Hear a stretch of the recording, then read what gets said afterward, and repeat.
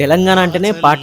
మహాకవి దాశరథి రచించిన ఆ చల్లని సముద్ర గర్భం పాటను గుర్తుండిపోయేలా తెరకెక్కించే అదృష్టం మాకు దక్కింది. ఈ పాటలో అన్నార్దులు అనాథలుండని ఆ నవయుగం అదెంత దూరం, కరువంటూ కాటకమంటూ కనిపించని కాలాలెప్పుడు అనే ఈ సాహిత్యం ఎప్పుడూ వెంటాడుతుంది. అంత గొప్ప పాటనిలా తెర మీద చూసుకోవడం చాలా గర్వంగా అనిపించింది. కల్వకుంట్ల కవితక్క జాగృతి సమర్పణలో ఈ పాట వచ్చింది. ఇప్పటికే ఎన్నో పాటలు, యాడ్ ఫిలిమ్స్, డాక్యుమెంటరీలు, షార్ట్ ఫిలిమ్స్, ఇండిపెండెంట్ ఫిలిమ్స్, సినిమా కూడా చేసినా ఈ పాట మాత్రం నాకు చాలా ప్రత్యేకం. పాయింట్ ఏంటంటే, మనం ఒక పని చేసినప్పుడు అది మన మనస్సాక్షికి గొప్పది అనిపించినప్పుడు చెప్పుకోవడం తప్పనిసరి. ఎందుకంటే మన గురించి మరొకరు డప్పు కొట్టి చెప్పరు. అదే నేను ఇన్నాళ్ళకి తెలుసుకున్నది. మన గురించి మనమే చెప్పుకోవాలి. ఇలాంటి ప్రాజెక్ట్స్ మరెన్నో చేయాలని ఆశిస్తున్నా, బలంగా కోరుకుంటున్నా కూడా.